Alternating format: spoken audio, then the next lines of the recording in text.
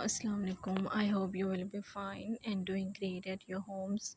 Today we are going to start a new topic with the name of post-colonialism. That what is post-colonialism and uh, what are the writers of post-colonialism and what they about post-colonialism and what they write about post-colonialism in different eras through different philosophies through different kind of ideas. Okay, her writers के अपने अपने ideas हैं, उन्होंने explore किए हुए हैं। तो किस तरह से उन्होंने एक्सप्लोर किए and how we can apply these concept on our literary text, हम अपने लिटरेरी टेक्स्ट पे कैसे ये वर्क ये जो उनके कॉन्सेप्ट हैं ये अप्लाई कर सकते हैं। ओके, सबसे ज़्यादा जो मेन काम होते हैं ना, मुझे लगता है सबसे जो डिफ़िकल्ट काम होता है ना हमारे इंग्लिश लिटरेचर में, अप्लाई करना होता है।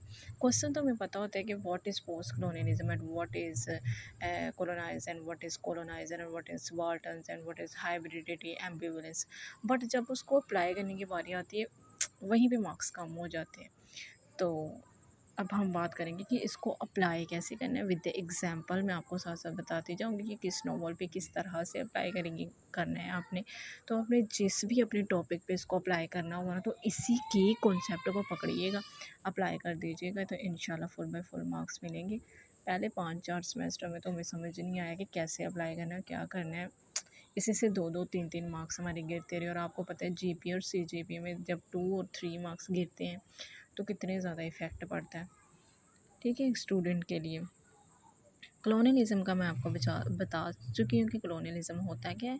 कलोनियलिज़म मतलब कि किसी कंट्री पे आके कॉलोनाइजेशन अपने स्टार्ट कर देनी। सबसे पहले जब कोलंबस ने वो अमेरिका दरियाफ्त किया था, तो वहाँ पे क्या हुआ था, उन्होंने आके पोर्चुगीज़ ने उन पे हमला किया और उस पे अपनी कॉलोनीज़ बनानी स्टार्ट कर दी थी। ओके, कलोनियलिज़म की उन्होंने मतलब अपनी पावर कायम की, जैसे सब कॉन्टिनेंट पे आके ब्रिटिशर्स ने आके अपनी पावर कायम करनी शुरू कर दी, उन पर रूल ओवर करना शुरू कर दिया।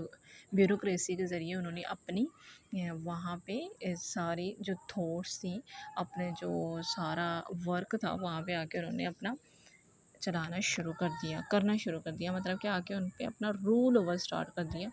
तो सम अप में अगर आपको बताऊँ, तो सम अप हम इसका इसी तरह करेंगे कि किसी स्ट्रॉन्गर कंट्री को आए और वीकर कंट्री पे आके हमला कर दे। हमला वो इस तरह से ना करे कि वेपन्स के ज़रिए, no, this is not the fight with weapons, this is the fight with the mind, with the manipulation of mind. वो उनके माइंड्स को आके मैनिपुलेट करते थे, that you have no ethics, what the way of eating, what the way of sitting, what the way of standing, what the way of talking, कि आपको पता ही नहीं है कि किस तरह से खाते हैं, किस तरह से पीते हैं, एंड ऑल दैट।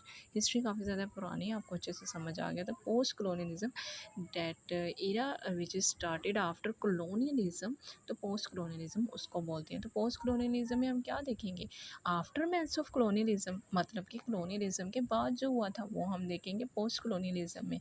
ओके, तो पोस्ट कलोनियलिज्म में अपने राइटर्स को देखेंगे जो अवेक हो गए थे, अवेकनर ऑफ द पीपल बन गए थे। उन्होंने अपनी पेन उठाई, अपना पेंसिल उठाया, उन्होंने अपना एंगर शो किया, उन्होंने अपना गुस्सा शो किया। डैट मतलब कि आप लोग हमें कैसे बोल सकते हैं कि हमें खाने के तरीके नहीं हैं, हमें पीने के, हमें बोलने की तमीज़ नहीं है, तो आप कैसे बोल सकते हो कि the the senseless behaviour in your own bones. वो बोलते थे कि आपकी हड्डियों में है बुरा करना, बुरा बोलना और ये वो सारा कुछ, और बुरी सोच और नाकामी, ये कहता है आपकी इन योर बोन्स है, ये आपकी हड्डियों में है। तो हमारे पोस्ट कॉलोनियल राइटर ने लिखा कि ये आप कैसे बोल सकते हैं, आप ये कैसे कह सकते हैं कि हमें बोलने के तरीके नहीं हैं, हमें खाने के सलीके नहीं हैं, डैट हम बहुत ज़्यादा इन्फीरियर हैं, आप बहुत सुपीरियर हैं। तो उन्होंने पेन उठाया, पेंसिल उठाई, अपना एंगर शो किया, उन्होंने उनके आगे एहतजाज शुरू कर दिया, बाकायदा प्रोटेस्ट शुरू किया, with the help of pencil, with the help of pen. Okay, तो उन्होंने वहाँ पे बताया उनको कि कैसे हम इस तरह से, हम ऐसे नहीं हैं। जैसे कि उन्होंने काफ़ी ज़्यादा अपनी चीज़ों को प्रमोट करना शुरू कर दिया। अगर हम फ्रांज काफ्का को पढ़ें ना, तो बेसिकली है वो भी वो एक अंग्रेज़ों में से, वही रेस में से, लेकिन हम ये नहीं कह सकते कि सिर्फ जो है अंग्रेज़ों ने कभी कलोनियलिज्म या उन्होंने ये फ़ेस किया नहीं, उनके अपने बंदों ने भी फ़ेस किया है। अगर हमारा देखें तो हम डबली कॉलोनाइज़ थे, तो उनके अपने बंदों ने भी फ़ेस किया था कॉलोनियलिज़्म। जैसे कि फ्रांज काफ्का, उन्होंने भी कॉलोनियलिज़्म फ़ेस किया था, जैसे कि वो इस चीज़ को पसंद ही नहीं करते थे, नापसंद करते थे, तो उन्होंने भी आगे से प्रोटेस्ट किया था। उन्होंने अपनी पेंसिल उठाई और उन्होंने अपना जो वर्क था ना, वो प्रॉपर अपनी लैंग्वेज में लिखा। वो एक ज्यू थे ना, तो हमने हिटलर के राज में देखा, तो हिटलर ने क्या किया, ज्यूज़ को मारा और ज्यूज़ पे काफ़ी ज़्यादा उन्होंने हमला अटैक शुरू कर दिए उस पे, ज्यूज़ पे, और उनको मारा। उनको उनकी चर्बी को पिघला के काफ़ी काफ़ी ज़्यादा ऑर्नामेंट्स बनाए जाते थे, खूबसूरती की चीज़ें बनाई जाती, काफ़ी ज़्यादा पुरानी हिस्ट्री है। इसके बाद हम बाद में रखेंगे इस पे कभी टॉपिक, तो ये इसको यहीं तक हम रहने देते हैं। तो उसने क्या किया था, उन्हें जो था फ्रांज काफ्का, उसने अपनी पेंसिल उठाई और उसने, और जो मेटामॉर्फोसिस बाय फ्रांज काफ्का, उसने वो टोटली अपनी जर्मन लैंग्वेज में लिखा है गर्ल्स। तो जर्मन लैंग्वेज में लिखने का उसका मकसद क्या था, कि वो रेजिस्ट कर रहा है, वो कह रहा है कि मैं अपनी लैंग्वेज को ऊपर लेके जाऊंगा। जिन्होंने मेरे ऊपर आके कॉलोनाइजेशन स्टार्ट की, मैं उनकी लैंग्वेज यूज़ नहीं करूँगा बिल्कुल भी। ठीक है, तो इस तरह से रेजिस्ट हुआ। अगर हम पाकिस्तानी राइटर्स की बात करें या इंडियन राइटर्स की बात करें, तो वो अपना वर्क लिखते हैं, इंग्लिश में लिखते हैं, बेसिकली इंग्लिश इंटरनेशनल है ना, तो वो लिखते हैं, लेकिन वो उसके अंदर रेजिस्टेंस शो करते हैं गर्ल्स। रेजिस्टेंस का मतलब होता है कि अपनी किसी बात पे डटे रहना, रेजिस्ट करना, उसके अगेंस्ट बोलना किसी गलत चीज़ के बारे में, ओके, जो आपको पसंद नहीं है। तो उन्होंने पेंसिल उठाई, लिखा, जब उन्होंने अपने वर्क्स लिखे इंग्लिश में, लिखना उनकी मजबूरी थी, इंग्लिश इंटरनेशनल थी, तो उन्होंने लिखा। उसके अंदर, इंग्लिश के अंदर उन्होंने अपने वर्ड्स यूज़ किए with the name of Urdu. Okay, उन्होंने उर्दू के अपने वर्ड्स स्टार्ट कर दिए, जैसे कि हम पढ़ते हैं कामिला शमसी का, हम पढ़ लें बेप्सी सिद्धवा का, अगर हम नॉवल पढ़ लें, जो है बेप्सी सिद्धवा कामिला शमसी का बर्न शेडोज़ हम पढ़ें, और कामिला शमसी ये बेप्सी सिद्धवा का हम आइस कैंडी मैन लिखें, तो काफ़ी ज़्यादा वर्ड्स हैं, जैसे बेगम, पर्दा, साहिब, इस तरह के वर्ड्स, मतलब उर्दू के वर्ड्स उन्होंने ना इंग्लिश में ना मिक्स कर दिए, ताकि वो रजिस्ट शो करें that the superiority of their language, कि हमारी लैंग्वेज की भी कोई ना कोई सुपीरियोरिटी है। अब देखें गर्ल्स, ये अटैक है सीधा सीधा ब्रिटिशर्स पे अपनी पेंसिल के थ्रू। कैसे? अब कोई ब्रिटिशर है, वो हमारे कल्चर को पढ़ रहा है, बेसिकली वो हमारे कल्चर को पढ़ के ही हमारी कंट्री में एंटर हुए थे ना, सब कॉन्टिनेंट में एंटर इसीलिए हुए थे, पढ़ के हमारे लोगों को। तो अब जब आज के दौर में हमारा कामला शमसी का, ये बप्सी सिद्धवा जो पाकिस्तानी राइटर है, सलमान रुश्दी पाकिस्तान में बैंड है, उसका नाम लेना मना है, तो हम उस पे बात नहीं करेंगे। तो हम बात करते हैं बप्सी सिद्धवा पे, कामला शमसी पे। तो वो क्या, उन्होंने जब लिखा, मतलब उन्होंने वर्क लिखा और ब्रिटिशर्स ने उसको पढ़ा, उसके अंदर आया बेगम, उसके अंदर आया मुस्लिम, उसके अंदर आया कुरान, और उनको पता ही नहीं कि मुस्लिम क्या होता है, और काफ़िर वर्ड क्या होता है, और जैसे साहिब क्या होता है, इस तरह के वर्ड्स उनको क्या पता, क्योंकि वो इंग्लिश के हैं, उनको तो लैंग्वेज ही इंग्लिश है उनकी शुरू से। तो उन्होंने क्या किया, बाकायदा उन्होंने गूगल सर्च की, उन्होंने डिक्शनरीज ली, तो उन्होंने हमारे लिए एफ़र्ट की ना। तो यही हमारे राइटर्स का माइंड होता है, कि उनका माइंड चेंज करें, that our language is also a superior language. आप हमारी लैंग्वेज को समझें, आपको मेहनत करनी पड़े, आपको डिक्शनरीज की हेल्प लेनी पड़े, आपको सर्चिंग की हेल्प करनी पड़े, हेल्प लेनी पड़े, मतलब कि आप ज़रा फोकस करो हमारी लैंग्वेज पे, कि हमारी लैंग्वेज भी किसी लैंग्वेज से कम नहीं है, हम भी एक कल्चर है, हम भी एक जीते जागते इंसान हैं, हम भी आपकी तरह वर्क कर सकते हैं। ओके गर्ल्स, ये होगी पोस्ट कलोनियलिज्म की और पोस्ट कलोनियल के राइटर की। अगर आपको पोस्ट कलोनियलिज्म के बारे में और जानना है, तो मैंने इस पे वीडियो डाल रखी है अपने यूट्यूब चैनल पे, तो आप वहाँ पे जाके इंट्रोडक्शन और माइनर कॉन्सेप्ट है मैंने डाले हुए साथ, तो वो आप देख सकते हैं। New colonialism, okay, new colonialism भी a part of post colonialism, that in which way ambassadors, नहीं, उसके अंदर हम बात करते हैं एम्बेसडर्स की, मतलब कि इलीट क्लास से रिलेटेड, जो एलीट क्लास की होती है ना, ये पावर अपनी ही वीकर लोगों पे, मतलब कि अगर हम अपने ही अपने अंदर से, सिर्फ अभी हम जाते ही नहीं हैं ब्रिटिशर्स की तरफ, अब हम सिर्फ पाकिस्तान की बात करते हैं। सिटी हाउसिंग की तरफ चले जाएं, वहाँ पे सिटी हाउसिंग की तरफ अमीर लोग हैं, एलीट है, वहाँ पे एलीट्स को मिलेगा घर, ख़रीदने के लिए। और जो कोई गरीब तक तबका है उसको तो वहाँ पे किराए में भी घर नहीं लेने दिया जाएगा, उसको बुरी नज़रों से देखा जाएगा। मतलब कहने का ये कि यहाँ पे जो सुपीरियर है ना, अगर हमारे पाकिस्तान की बात करें, एक मुस्लिम सुपीरियर है ना, तो एक मुस्लिम जो है वो इन्फीरियर है। तो वो उसका अपना ही बंदा उसको उठने नहीं देगा। ठीक है, अगर इन्फीरियर कोई अपना स्टार्ट कर रहा है और वो राइज़ अप हो रहा है उसका, तो जो सुपीरियर होगा ना वो उसका डाउनफॉल करने की हमेशा एक कोई ना कोई कोशिश करेगा ही करेगा। ओके, बस इसका इतना सा माइनर सा कॉन्सेप्ट। ठीक है, इम्पीरियलिज्म गर्ल्स, ये अभी हमने पढ़ा ना, colonialism, post colonialism, new colonialism. तो ये जो इम्पीरियलिज्म है ना, ये सबकी माँ है, समझ लो, इसी से इजाद हुई है हर चीज़, ये मदर है इसकी। ये मैं अपनी लैंग्वेज में मदर बोल रही हूँ, वैसे इसको आपने लिखना नहीं है। मतलब कि मैं इस तरह से चीज़ों को समझ रही हूँ। इम्पीरियलिज्म जड़ है। इम्पीरियलिज्म वो होता है a philosophy, a doctrine and a format, ठीक है, जो सबसे पहले काम किया जाता है।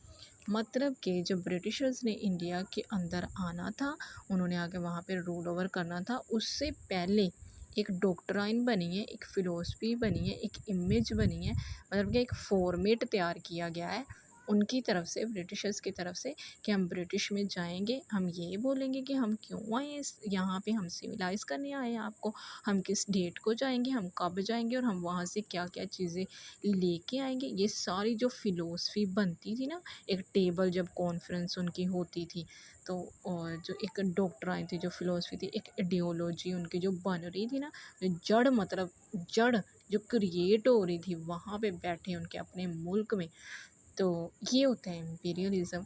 अगर अभी हम बात करें अपने बैंक्स अकाउंट की, गर्ल्स, जो हमारे बैंक्स अकाउंट है वहाँ पे हमें सूद, जो सूद की बात करें, सूद कहाँ से मिलता है हमें? पाकिस्तान में तो इतनी पावर ही नहीं है कि उनके अपने, मतलब कि उनका अपना पैसा पड़ा हो बैंक्स में। नहीं गर्ल्स, उनका अपना पैसा नहीं पड़ा हुआ, उनका पैसा आता है बाहर से, बाहर की कंट्रीज़ जो ज़कात देती हैं, सदका देती हैं, या ऐसे कुछ करके या कुछ भी। तो वो जो पैसा है ना, वो सूद का पैसा है। तो सूद का पैसा, मतलब कि अगर आपने 1 लाख लिया है, तो उसके ऊपर आपको पैसे 1 लाख से ज़्यादा ही होंगे, सूद के पैसे आपको देने पड़ेंगे बैंक वालों को। तो वो जो ऊपर का सारा पैसा है वो वहीं वापस जाता है जहाँ से आया हुआ है। मतलब कि किसी बाहर की कंट्री में जाता है, जहाँ से हमारे पाकिस्तानी बैंक के साथ लिंक्ड है ना, सूद के कंट्री के पैसे, जो सूद के पैसे हैं। तो अब वो क्या कर रहा है, वो एक बिज़नेस कर रहा है।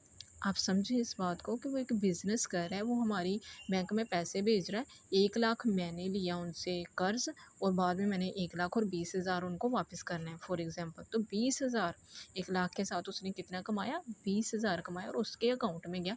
तो ये होता है इम्पीरियलिज़्म, एक अपनी माइंड सेट करना कि मैं अपने इस पाकिस्तान के इस बैंक में मैं अपना पैसा सेंड करूँगा, जब सूद के पैसे वापस आएँगे तो मुझे इतना वापस मिलेगा। This is called imperialism. मतलब कि पहले से उससे रिलेटेड आपने अपनी सोच और जो है फ़िलॉसफ़ी, आइडियोलॉजी, और जो मैंने एक बात बोली, फ़ॉर्मेट बनाना है आपने अपने माइंड में।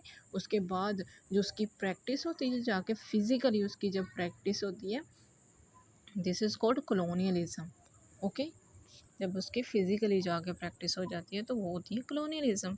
तो बेसिकली कॉलोनियलिज़्म ही तो है, आप पैसा लेने जाओ और उसके बाद आप सूद के पैसे वापस करो, तो आपको दबाया ही तो जा रहा है गर्ल्स। आप क्या कह रहे हो, आप अपने ही मेहनत के पैसे 1 लाख तो वापस करोगे ही करोगे, उसके ऊपर सूद के पैसे भी वापस करोगे। तो this is called colonialism and this is called imperialism, what I am trying to say. की थेरीज़ में हम एडवर्ड सईद की बात कर लेते हैं। ओके गर्ल्स, इसको काफ़ी ज़्यादा गर्ल्स एडवर्ड सैयद, सईद के नाम से प्रोनाउंस करती हैं, तो बिल्कुल भी इस चीज़ को आप ना लिया करें, सैयद के नाम से आप नहीं करेंगे। आपको पता है कि इस्लाम में सैयद का क्या रुतबा है, उनका, हम उनको किस दर्जे पे रखते हैं सैयद को। तो हम इनको सैयद बिल्कुल भी नहीं कहेंगे, हम इनको सईद के नाम से जानेंगे, एडवर्ड सईद। तो आज के बाद आपने गलत प्रोनाउंस नहीं करना, आपने यहाँ पे सैयद नहीं लगाना, क्योंकि सैयद हमारा एक इस्लामिक कॉन्सेप्ट है, एक हमारा इस्लामिक जो है हमारा एक यकीन है, तो वो जो है वो हम साइड पे रखेंगे। ये हमारा इंग्लिश लिटरेचर का सब्जेक्ट है, तो इसको हम एडवर्ड सेड पढ़ेंगे। ओरिएंटलिज्म, ओरिएंटलिज्म भी बेसिकली इज़म आ गया तो एक फ़िलोसफी है, ओरिएंट होता है, इसके अंदर 2 हम माइनर से कॉन्सेप्ट को पढ़ते हैं। माइनर नहीं है बेसिकली, वो काफ़ी ज़्यादा वास्ट है और मेजर है और ब्रॉड है। जितना मर्ज़ी उनको पढ़ते जाओ वो ख़त्म नहीं होते। मेरा तो कहने का यही है। मैं तो यही कहती हूँ कि ओरिएंट और ऑक्सीडेंट और ओरिएंटलिज्म को जितना पढ़ते जाओ उतना ही निकलता आता है, कसम से ये नहीं ख़त्म होते। चलिए जी, ओरिएंटलिज्म की 2 टर्में मैं आपके सामने रखूँगी, आपको खुद ही समझ आ जानी है कि व्हाट इज़ ओरिएंटलिज्म। ओरिएंटलिज्म की 2 टर्म्स हैं, Orient and oxidant. Okay, Orient क्या होता है? ओरिएंट होता है बेसिकली मशरिकी लोग, ओके। ऑक्सीडेंट होते हैं मगरिबी लोग। अब मैं आपको इसको बता देती हूँ, ओरिएंट होता है वेस्ट ईस्ट के पीपल, गर्ल्स ईस्ट के पीपल होते हैं ओरिएंट, और वेस्ट के पीपल होते हैं जो ऑक्सीडेंट होते हैं ना, वो वेस्ट के पीपल होते हैं। मतलब orient refers to east and occident refers to westerns.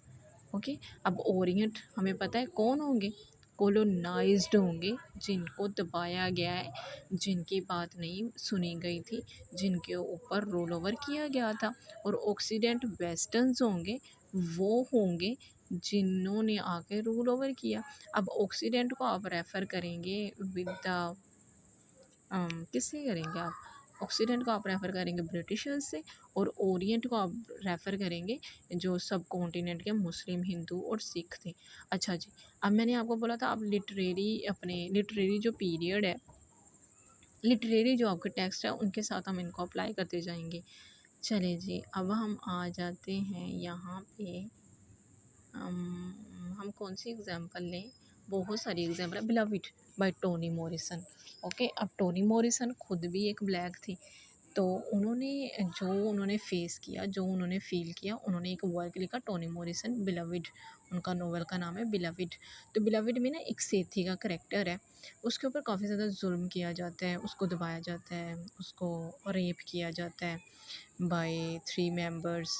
Okay, या 1 school teacher and 2 is his 2 जो है ना उसके नेफ्यूज़ होते हैं। तो सैथी को काफ़ी ज़्यादा सब्जुगेट किया जाता है, काफ़ी ज़्यादा उसको मार्जिनलाइज़ किया जाता है, उसको गिराया जाता है काफ़ी ज़्यादा ना, मतलब कि she was a victim of rape, gang rape. Okay, basically तो जो सेथी है, वो सेथी यहाँ पे जो करेक्टर है सेथी, वो रेफ़र करेगा ओरिएंट को, मतलब ओरिएंट्स को।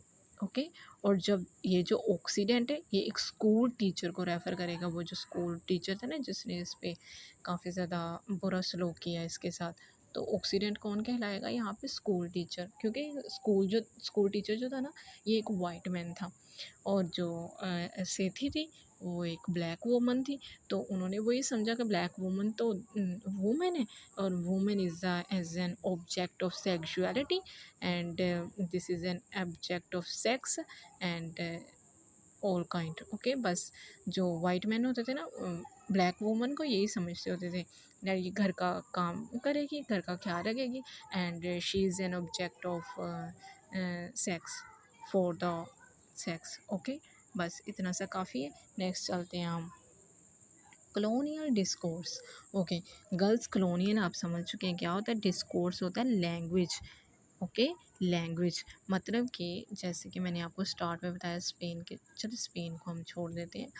अभी अभी की बात कर लेते हैं गर्ल्स, अभी की 2024 में जिसमें मैं लेक्चर रिकॉर्ड कर रही हूँ, हम इसकी बात कर लेते हैं। क्या है, अगर हम अपने घर में किसी बच्चे से बात करें तो हम उसको प्योर उर्दू नहीं सिखा रहे, हम उसको क्या बोल रहे हैं, डैट बेटा सिट डाउन बेटा, हम ऐसे बोलते हैं सिट डाउन। तो हमारी जो लैंग्वेज है उसके अंदर क्या आ चुका है, इंग्लिश आ चुकी है। हमारी नेटिव लैंग्वेज तो उर्दू है ना बेसिकली, लेकिन उसके अंदर क्या आ चुके हैं, इंग्लिश आ चुकी है। तो जो डिस्कोर्स हो गया मतलब इंग्लिश, और कॉलोनियल का मतलब होता है कॉलोनियलिज्म, मतलब कि कॉलोनियलिज्म की जो लैंग्वेज है वो आ चुकी हुई है हमारे दरमियान। कॉलोनियलिज्म की थोपी हुई इंग्लिश क्या थी, लैंग्वेज उनकी इंग्लिश थी, और हमने अपनी ही लैंग्वेज, डिस्कोर्स का मतलब होता है लैंग्वेज, हमने अपनी ही लैंग्वेज में उनके वर्ड्स बोलने शुरू कर दिए। मेरी ही बात ले लें, मेरा ये जो लेक्चर है ये भी तो कॉलोनियल डिस्कोर्स की एग्जाम्पल ही है। मैं इसको इंग्लिश में और उर्दू में दोनों में रिकॉर्ड कर रही हूँ, क्योंकि मेरा सब्जेक्ट इंग्लिश लिटरेचर है, मैं इंग्लिश लिटरेचर की तरफ हूँ, मेरा रुझान इंग्लिश लिटरेचर की तरफ है। क्यों? That I am considering that English literature is an supremacy language, English literature is an international language. और जो इंग्लिश बोलता है ये तो काफ़ी ज़्यादा ज़हीन है, ये बहुत इंटेलिजेंट है जो इंग्लिश बोलता है। बेसिकली ये कॉन्सेप्ट है। Okay, resistance, opposition and representation. Girls, सबसे इम्पोर्टेंट पार्ट इस टॉपिक का resistance, opposition and representation. Resistance होता है to resist from something, resist करना, उसके आगे रेजिस्ट करना, किसी चीज़ को मानने से इनकार करना। जैसे कि मैंने आपको बताया अपने राइटर्स के बारे में, पाकिस्तानी राइटर्स के बारे में, उन्होंने क्या किया था, उन्होंने अपने इंग्लिश लैंग्वेज में उर्दू के वर्ड लिखने शुरू कर दिए थे। तो basically this is N against the rules, ये रूल्स के अगेंस्ट है कि आप एक इंग्लिश का वर्क लिख रही हो लेकिन आप उसके अंदर उर्दू के वर्ड्स ऐड कर रहे हो, तो ऐसे तो नहीं ना होना चाहिए। ये आप रेजिस्ट कर रहे हो, आप रेजिस्टेंस शो कर रहे हो। तो इस तरह राइटर्स ने, पाकिस्तानी राइटर्स ने रेजिस्टेंस शो किया, अपने इंग्लिश का वर्क लिखा कि हमें पॉपुलैरिटी मिले, और उसमें अपने उर्दू के वर्ड डाल दिए, that we are going to take, that we are going to an action for the action of an act of resistance, कि हम यहाँ पे आपको रेजिस्ट करके दिखाएंगे कि इस तरह से हम अपनी लैंग्वेज भी यूज़ कर सकते हैं कि आपको नानी याद आ जाए। जैसे कि वर्ड्स हो गया बेगम, हिजाब, कुरान, इस्लाम, तो बेसिकली इंग्लिश भी है उर्दू भी है, दोनों ही है। एंड शाही ताज का शाही किला, उसको भी यही बोलेंगे, है ना। किला, किला तो नहीं है, किला ऐसे वर्ड्स उन्होंने, मतलब काफ़ी ज़्यादा वर्ड्स, गर्ल्स, पर्दा और नमाज, इस तरह के काफ़ी ज़्यादा वर्ड्स उन्होंने अपनी लैंग्वेज में यूज़ किए। ओके, अपोजिशन किया, उन्होंने अपोजिट बात की कि आपकी इंग्लिश है तो हम अपनी उर्दू लिख सकते हैं। रिप्रेजेंटेशन, रिप्रेजेंट का मतलब होता है टू रिप्रेजेंट देमसेल्व्स, उन्होंने अपने आप को रिप्रेजेंट किया। जब हम पढ़ते हैं अपने पाकिस्तानी राइटर्स के वर्क्स, पाकिस्तानी लिटरेचर में आप देखिएगा इतने ज़्यादा हैं। वो जो है इस्मत चुगतई को हमने पढ़ा था, उनकी शॉर्ट स्टोरी पढ़ी थी द रूट्स, उसमें भी वो यही बात करते हैं। और काफ़ी ज़्यादा राइटर्स को मैंने पढ़ा है, अभी फ़िलहाल मेरे माइंड से स्किप है, लेकिन बप्सी सिद्धवा और आइस कैंडी मैन, वो बप्सी सिद्धवा और कामिला शमसी, और इनके बारे में जो मैंने आपको बताया है ना, जलालुद्दीन रूमी और रांझा, बुल्ले शाह को मैंने पढ़ा। और इस तरह के जो राइटर्स हैं ना, सब ने रेजिस्ट शो किया, रिप्रेजेंट किया देमसेल्व्स। रिप्रेजेंट करना, हम यहाँ पे थे कि उन्होंने अपने आप को रिप्रेजेंट किया कि कैसे हनीफ़ कुरैशी, ओहो गर्ल्स, मैंने इसका लेना था, हनीफ़ कुरैशी, उन्होंने एक वर्क लिखा, केस ऑफ एक्सप्लोडिंग मैंगोज़। उन्होंने ना वहाँ पे ना ये जो है मेजर अज़ीज़ का ट्रायल बताया, उनका सारा बताया है, ज़ुल्फ़िकार अली भुट्टो के बारे में कि किस तरह से उनका प्लेन क्रैश हुआ, और ये वो सारा कुछ उन्होंने वहाँ पे सारी मिस्ट्री बताई हुई है। उसके अंदर उन्होंने उर्दू के वर्ड यूज़ किया, बेगम, पादरी, मौलवी, इस तरह से करके। तो उन्होंने वहाँ पे रिप्रेजेंट किया है देमसेल्व्स को कि हम कैसे हैं, मुसलमान कैसे हैं बेसिकली, और हमारे रिप्रेजेंटेशंस क्या थी हमारी, उन्होंने अपने आप को रिप्रेजेंट किया वहाँ पे। एक और वर्क है, अभी मेरे पास माइंड में नहीं आ रहा, मोहसिन हामिद का है, मोहसिन हामिद का अमेरिकन ड्रीम्स से रिलेटेड उसका the reluctant fundamentalist by Mohsin Hamid. वहाँ पे वो बात करता है, वो रेजिस्ट करता है, वो अपने आप को रिप्रेजेंट करता है कि मुसलमान टेररिस्ट नहीं है, जैसे कि हमारे साथ स्टीरियोटाइप्स लगा दिए गए, डेट मुस्लिम्स आर टेररिस्ट। जब 9/11 का वाक़या हुआ था तो वहाँ पे क्या अमेरिका में ये बोला गया था, जिसकी बियर्ड है, जिसने दाढ़ी रखी हुई है, जिसके टखने से ऊपर शलवार है, they are terrorist, they are Muslims and basically they are the terrorist, those who are Muslim they are the terrorist, ये उनके ऊपर स्टीरियोटाइप्स लगा दिए थे। लेकिन जब मोहसिन हामिद ने अपना वर्क लिखा अमेरिकन ड्रीम, वो जो था द रिलक्टेंट फंडामेंटलिस्ट, तो वो रिलक्ट करता है, वो बताता है कि हम टेररिस्ट नहीं हैं, ज़रूरी नहीं है कि हर मुसलमान टेररिस्ट हो, और जो टेररिस्ट हो वो मुसलमान ही हो। अगर वो नहीं है तो जो पावर वाले लोग हैं उसको मुसलमान करार देते हैं, that you are a Muslim and you are a terrorist. ठीक है, तो उसने वहाँ पे अपने आप को रिप्रेजेंट किया, that we are not terrorist, we are human beings, we are Muslims, we are also have a heart that you have.